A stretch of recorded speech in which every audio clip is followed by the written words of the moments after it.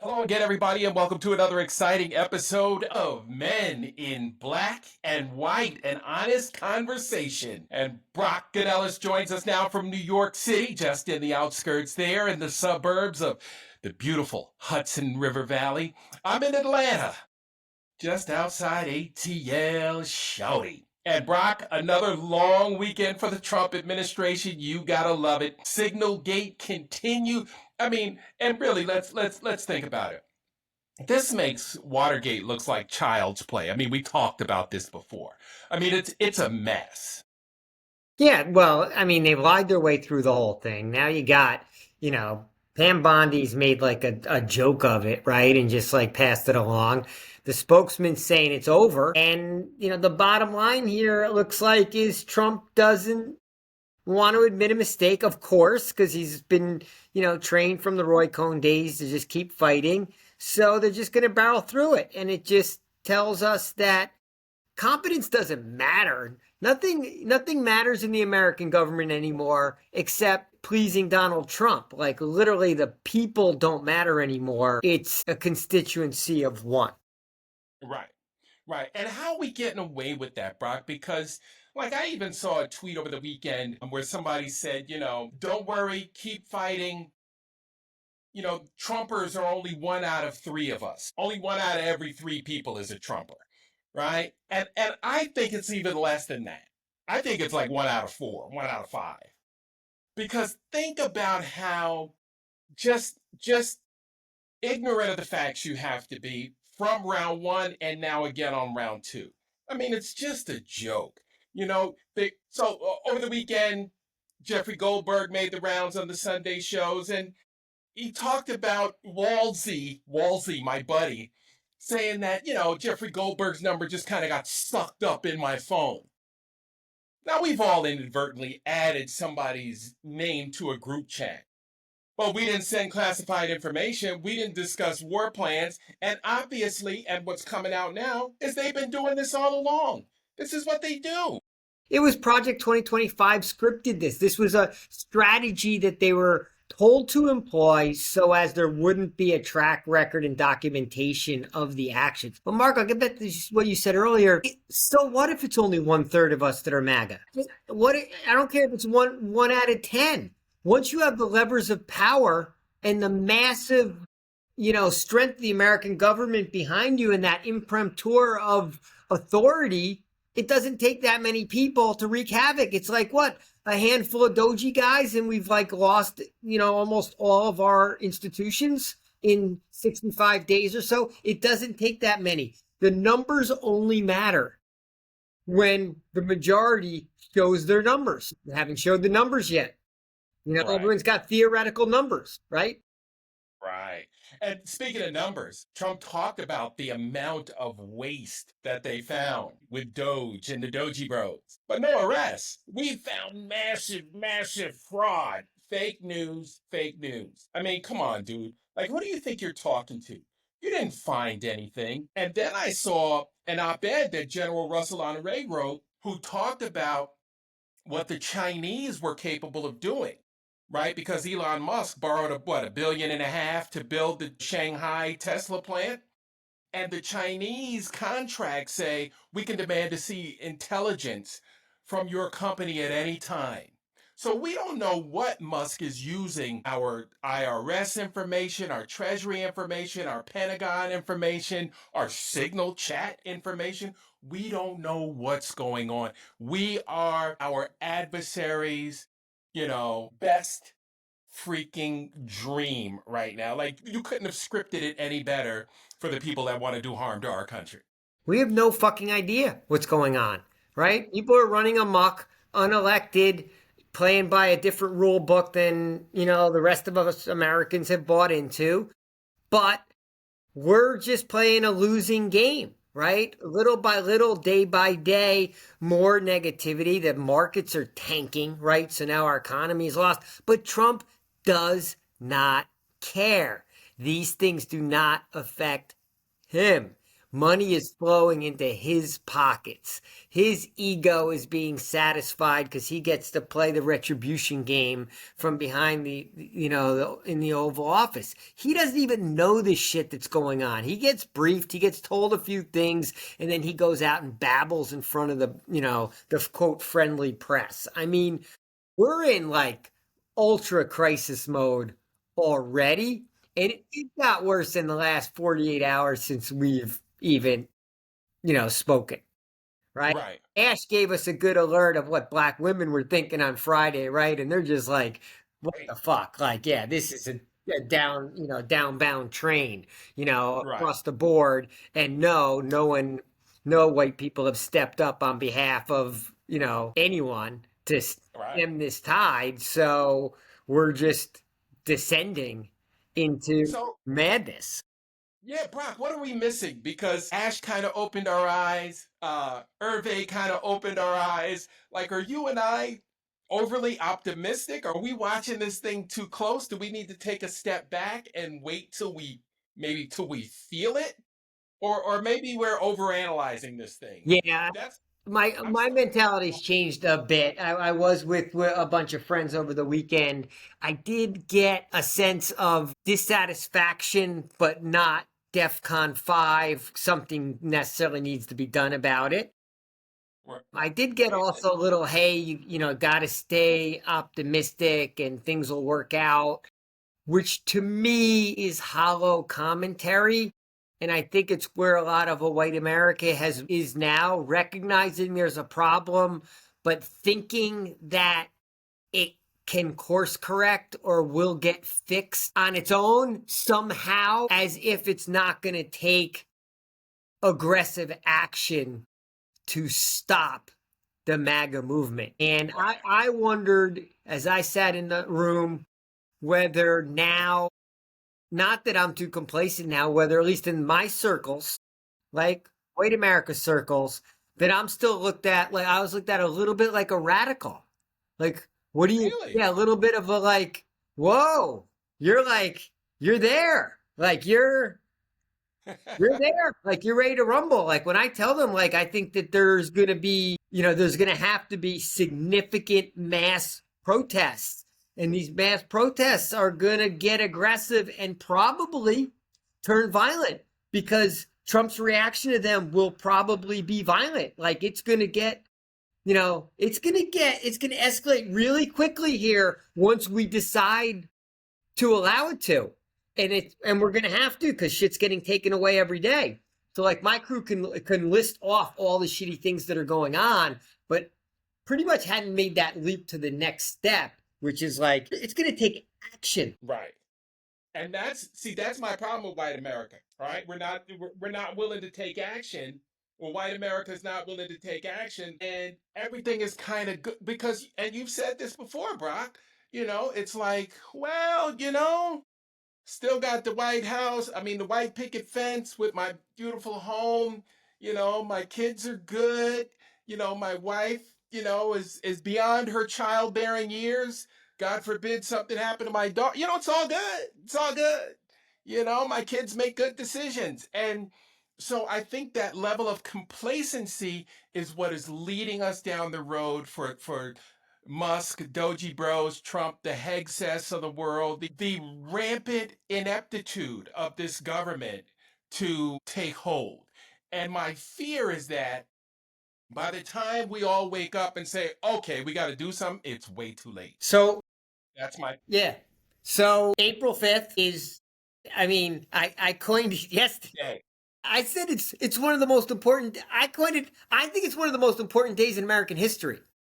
So I agree. So I'm going to the city. So I'm gonna protest in New York City, not one of these suburban or Albany protests. Not that I'm disparaging them, but I want to go to New York City and get the heartbeat of what's going on there and see what the numbers are there. It feels a little weird even protesting in essence a blue state in a blue city because it's like how mad are we at, At each other. yeah, at each other. Like we're gonna knock shit down in our own neighborhood. Like it's like it almost feels like this isn't where the problem is. But There are ICE raids going on in New York right now. They just happened yesterday up in Harlem, right? And I want to see what the crowd looks like. I mean, I want to be a part of it. Plus, I think I'd lose all credibility if I didn't show up, right? Right. Can't keep talking from my couch either and complaining about other people's complacency.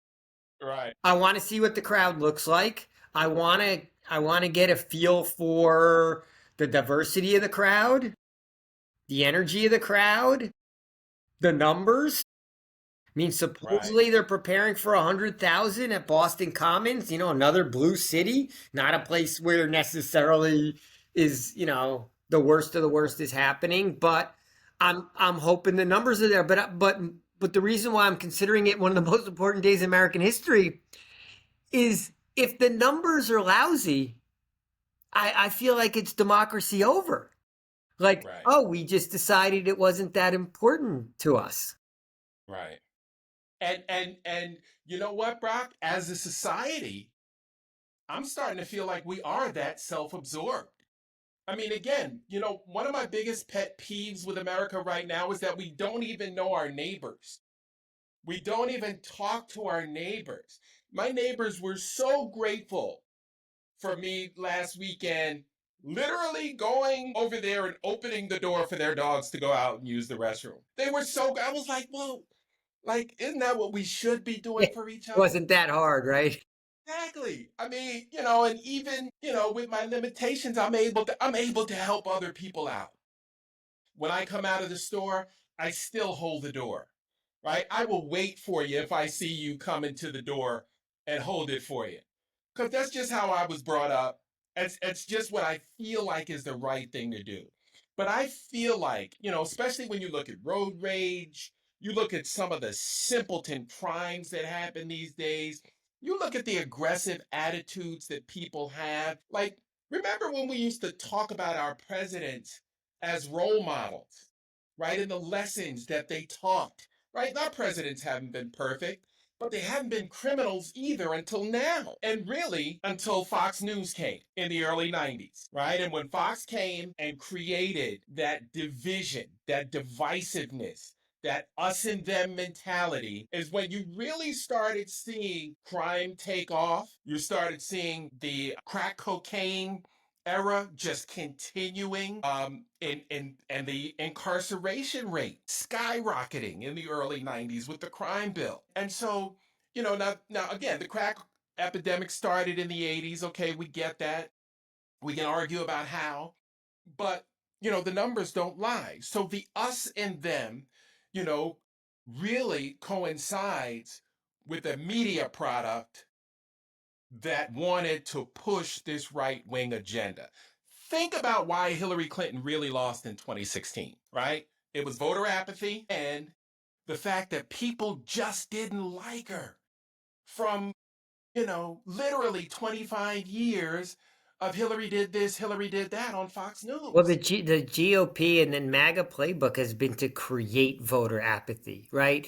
To make the public hate the candidate or think all the candidates suck, right? They're all terrible. And this is what Trump learned, right? If everyone is, horrible, then he's not so horrible. And then it's an even playing field. So he tries to drag everyone down. And Fox just constantly drug everyone down. And they're trying to get you to feel like you shouldn't go vote. There's no one worth voting for, getting excited about that, because voter suppression is a winning game for them because they'll go out and vote just enough to win and to maintain power and and then maintain these policies that are in the aggregate when people are polled. In aggregate, they don't like the policies, but of the people that actually show up to vote, that's a different, smaller number. So they just have thrown mud on everyone. And, that's why they went after Kamala right away as a shitty vice president. 2 days in, they were like, she's not a good vice president because they're already looking down the road. Who's the person that we have to knock off? They've gone after AOC since, she was pouring drinks, right? Disparaging her from the get-go, right? So they're looking out. You almost know who they're worried about. It's based upon who they're taking shots at. So they're in the voter suppression game.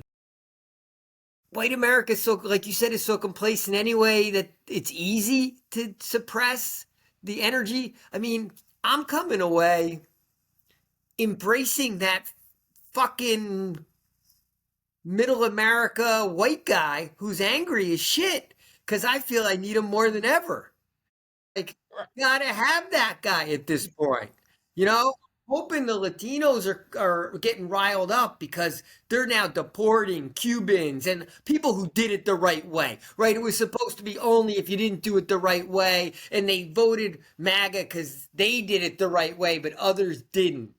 And Right. now their family members just, anecdotal story after anecdotal story, right, of families getting chipped away at as people just get pulled into unmarked vans by masked people and sent to detention centers in New Mexico.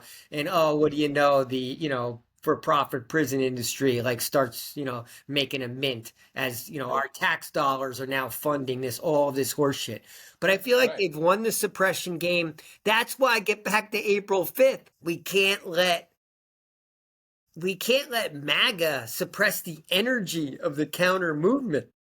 Yeah. Now it's an energy game because there's a couple elections tomorrow, which maybe we can talk about. But like for the most of us, there's no elections, and we can't wait 2 years. This thing is over in 2 years by No doubt. far. I don't think we get through 2025. There's no fucking way we get to November 2026 and still have No way. democracy. I mean, there was a story came out today that like leaked out because there's some leakers in the Pentagon that if Russia invaded Europe, the U.S. would not defend Europe. That means NATO's gone. That's the ultimate premise of Done NATO. with. Yep. Done with. Done with. I saw that story too. It scared the hell out of me. And but everything we knew as fact can be construed as fiction now with Donald Trump in the office, right? Because there are no guarantees anymore.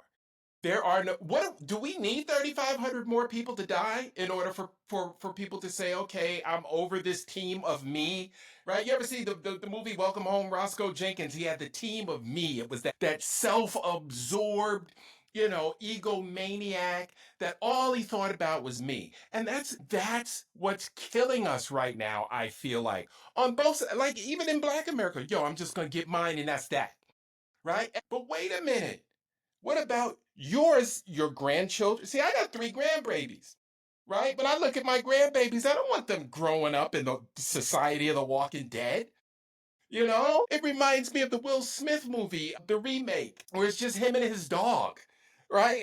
And it's like, oh my God. Like, what do we really want to be as a nation? Because we damn sure don't want to be a picture of democracy anymore. We've got elected officials saying, you come here and break the law, you're not even guaranteed the due process. Wait a minute. Isn't that what separates us from all the other places on the globe? Like everyone here gets due process. The people that came here legally are supposed to get due process.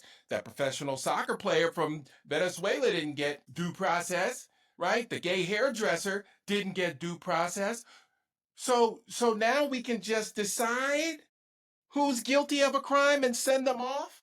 The guys with the tattoos that they don't Yeah, like, right? The autism right. tattoo guy, he got shipped off as well because it looked, It looks too cute. because Yeah, one of the guys with masks decide that might have been a gang tattoo. So boom, you're off to El Salvador. Look, we can get to the heart of it. We could get behind this and like this is like America, sort of came to honor capitalism more than democracy. And it definitely, you brought on that next whole element of everyone's building a personal brand and everything is about personal and building your own thing. But now we have to fight for something that's collective and something that actually kind of have to fight for other people. And we're going to actually have to fight for something where maybe, quote, there's nothing in it for us.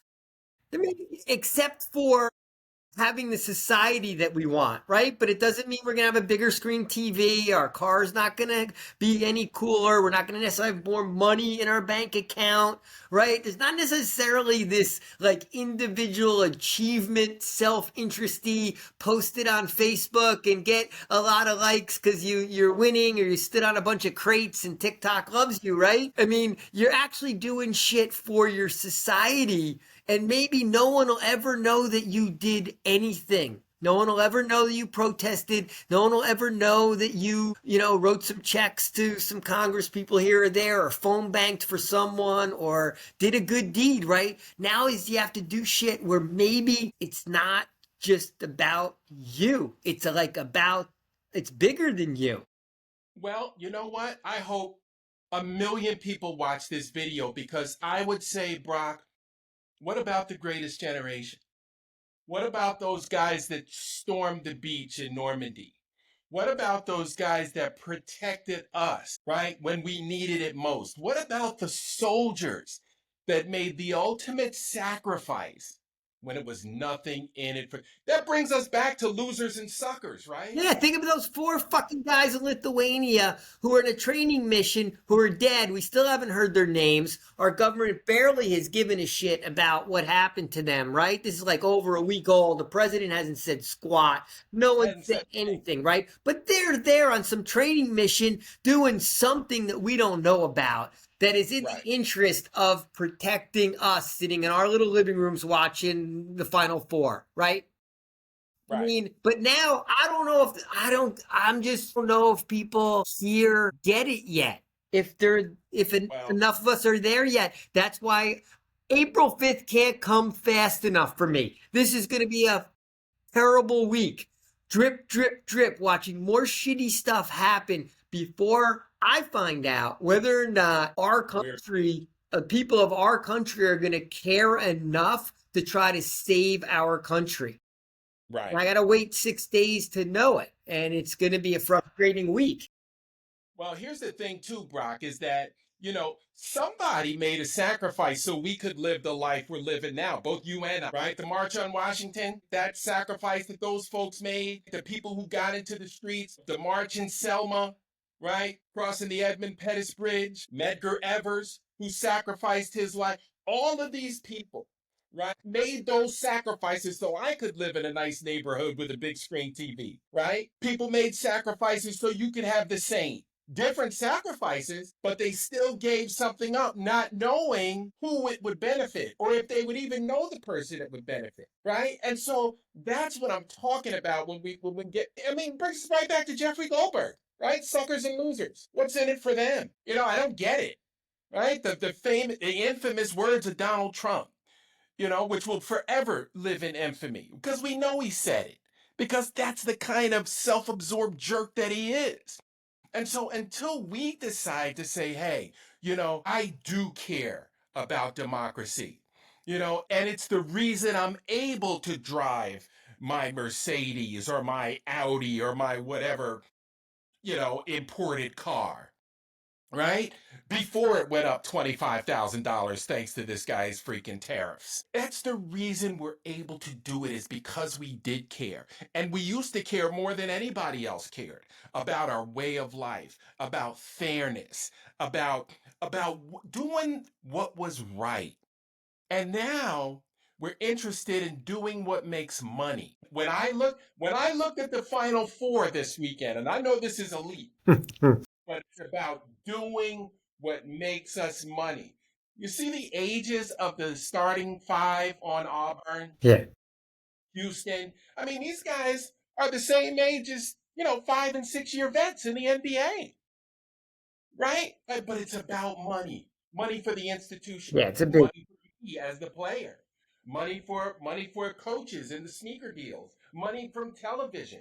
And winning gets us money. So yeah, I'll take a 25-year-old. And it's trickle greed dominates like every how about the pastor, the church pastor that got arrested, that there were reports of him being arrested for locking his church doors until he raised $40,000. Like, who does that? I mean, it's the insanity everywhere, Brock. You know what got my burned my ass when I saw that earthquake in forget I don't know how to pronounce it, Myanmar, right? Like was Myanmar, yeah. right. And the story is that the US would have been there with aid right away previous to basically 2 weeks ago, right? And as much as we know that American interests and we're CIA, we're doing shit around the world. It isn't always the most moral, greatest stuff in the world, right? We're not Right. pristine and totally above the fray and all of that stuff, right? But relative to the rest of the world, like we were the good guys. And a 7.7 earthquake hit halfway around the world, we'd be among the first ones there. And our aid, right? Our people, our money would go to help Difference. pull people out of rubble and feed them and make a difference, right? In the worst of times. And we're not there. And like we feel better as Americans because in Trump 2.0, like we don't give a shit. Oh, that's them getting one over on us that we're giving aid money to them. We're getting screwed because they're economically taking advantage of us in their worst moment in their Right. lives. And now Right. America, we're not those people anymore. We don't do it. No. We weren't there. We were And not it's there. We don't and even it's have that. Yeah. and you know what, Brock? You and I are the only ones talking about it right now. You know why? Because Trump benefits from, the chaos he creates, right? He creates all these different, chaotic situations. I mean, just add them up. If you go to the AP news feed over the last hour, you can look and just see Hegseth orders fitness standards, nonprofit watchdogs sue Trump administration, Trump task force to review Harvard's funding, right? This is all the last hour, Yeah. right? EPA administrator closes agency museum. Like he just creates so much crap and throws it against the wall just to see, what happens, what sticks, and to keep you But there's bouncing. all this white supremacy behind it, right? The Smithsonian, Exactly. too much DEI, too much, like whitewashing. Let's change history. Let's pretend, the countries, had formed a different way to get up to this moment while we're also turning back the clock to a greater time, right? It's all hypocritical, but it doesn't matter. Yes, it's played into maybe a third of the country, but, we got to step up the intensity of the effort. I liked some of the politicians coming out and just saying, Hegseth lied. This is a lie. Like just the word lie. Like I think now it's the politician's job on the left is really to rile up the rank and file and to get us out on the streets. Because I don't think, really legislatively, there's really nothing they can do. So they really need to be cheerleaders. They all just need to pull out the AOC playbook. Now, Walls and Beto O'Rourke were down in Texas. Boom. Impressive. Like Beto Yeah, comes with flamethrower, is coming with didn't he? fire. So like I'm on Team Beto. I thought he'd have that in him. They're doing like what we'd been asking for 2-3 weeks ago. They had big crowds, but they're really playing cheerleader, right? He's not running for anything. Like he's just Right. out there talking, right? Telling people Right. what he thinks is going on and what I just want to see more of that, but with an action item of, hey, you're yelling at us legislators that we need to do more. We got the message. We're doing everything we can. We're going to make as much noise as we can. But at the end of the day, at this point in time, the ball's back in your court, American citizens. You Yeah. need to get out there and do some shit now. You got to make enough noise and be disruptive enough that it is a wake up call to the other Americans who are complacent to get the numbers big enough to where it's just unassailable and it's really unmanageable for the Trump administration to continue on because society is just not playing along, actively not playing along and actively confronting the actions. Right. Like, Right. got to get amped up. Yeah. And that Wisconsin election is huge for the Wisconsin State Supreme Court. We got the two in Florida. We got the Arizona one too. So these are all big. These all have huge consequences. And, again, I don't understand why people are not on airplanes down to these districts, rotating teams, riling up the masses. Because remember, even the MAGA people are pissed, right? And that Matt Gates seat couldn't be in a better place for the picking because of the way that community is populated. You got a huge military population there, and if we message it right, like they don't care about the military. Trump 2.0 doesn't care about the military. They care about the money. They're doing whatever they can do to make it more difficult for veterans to get benefits, right? Doing whatever they can do to make it more difficult for older folks on Social Security to get their benefits. These things belong to you. You are due them as a member of this country, and these people want to take it away from you. I mean, we have to win 2 out of 3 tomorrow, No doubt. and No doubt. because there needs to be a message sent to the rest of America Right. that the tide has turned Yes. and things have changed, and that the numbers, even the MAGA numbers and the energy, has flipped to the opposition. I think it would be depressing if it's a sweep. Then it's like, wow, we're really asleep, you know? Even though I know those 2 Florida districts are really, really ruby red, but the left, the opposition has to win because we need to start success breed success. We get to see, it's nice to win a state Senate seat in Pennsylvania, but hey, it's a state level Senate seat. No one even knows. It's like it's great for Pennsylvania, but like it doesn't resonate. A Big couple picture. of congressmen in Florida, a red state, that will make a statement. It won't change the dynamic of the House, right? It's still going to be a Republican House by what, 1 vote, I think. If By one vote. Yeah. That's why we need all three. Yeah, but we gotta. I mean, it's an important day tomorrow. Tomorrow's an Right. important day, like to show that elections still matter and that the people can still make a statement in the voting booth. Right. We hope And it's a here's fair. the thing. We hope they're fair elections, right? We're kind of Well, maybe we're assuming they're going to be fair, but we think they're going to be fair, or we're hoping they're going to be fair. But it doesn't. It's still, no matter the outcome tomorrow, will not change the importance of Saturday. right. And I committed the cardinal sin over the weekend and looked on Twitter, and I saw people talking about a third term for the Trumpster. And they were literally trying to make legal arguments He for it. said it. He came out and said that there's ways to get there. So they'll spend the next 3 years figuring out how to get there. I mean, hopefully he's not going to survive that long, but like just the fact that they're thinking that tells you what this is all the stakes are, because Right. they're not going away. There's not going to be a transition. Trump 3.0, come on. Trump 3.0 is North Korea. Right. Then, Right. We're eating sand. yeah, come on. We can't go that Yeah. long. Like Yeah. We're eating sand. We're that'd in be prison insane. camps. No, we got to fight We're this. still in the army. This fight has to happen in the here and now. I want to hear politicians rallying the rank and file like Beto did, and AOC is done, and Bernie's done, and the rank and file has to step up. And some of these complacent people have to see other motivated people out there in the streets and get the confidence, Yep. Yep. and maybe the confidence and maybe a little embarrassment factor that they're not out there. But a lot of it comes down to the confidence that if they're out there, change can happen. They can make change happen. We don't have to just sit here and take punches from Trump for 4 years. I mean, we can't take 4 years of this.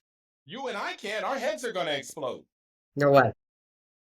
There's no way you and I get through 4 years of this without a head or a computer exploding. Well, all right. Well, that's another exciting edition of Two Men in Black and Honest and Black and White and Honest Conversation. Tomorrow, big day, big day.